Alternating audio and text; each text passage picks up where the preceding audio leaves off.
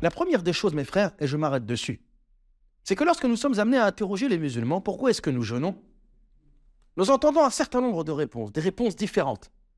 Nous entendons des personnes qui nous disent, lorsque nous jeûnons parce que c'est bon pour la santé.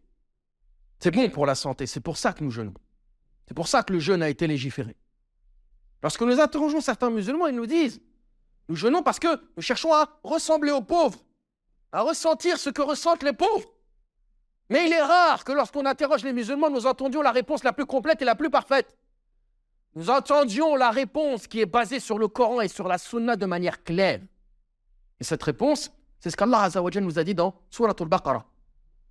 Ô vous qui avez cru, le jeûne vous a été prescrit, à vous comme à ceux qui étaient avant vous, afin que vous atteigniez la piété. Afin que vous atteigniez la piété.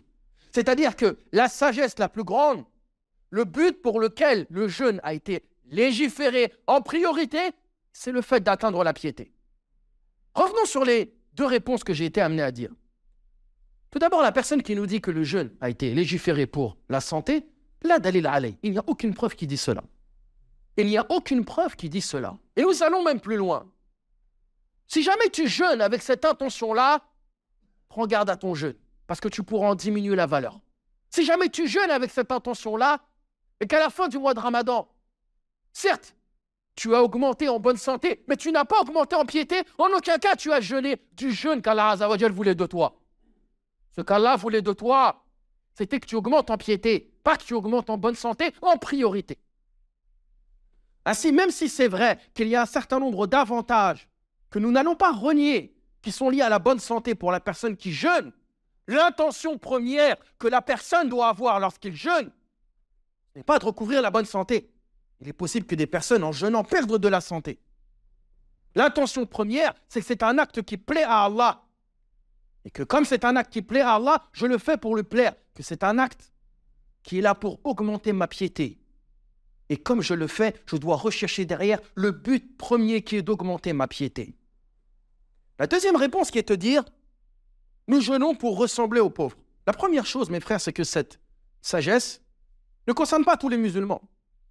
Quand bien même certains savants ont mis ceci en avant, ils ne l'ont pas mis en avant comme étant la première raison pour laquelle on jeûne. Je vais expliquer quelque peu, Inch'Allah ta'ala.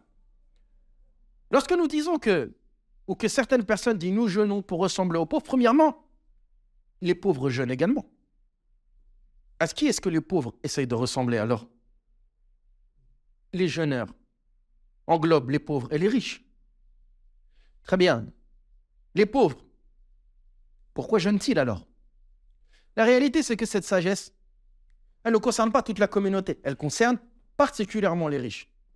Et les ulama qui ont été amenés à mettre ça en avant, leurs paroles n'ont pas été transmises de manière complète.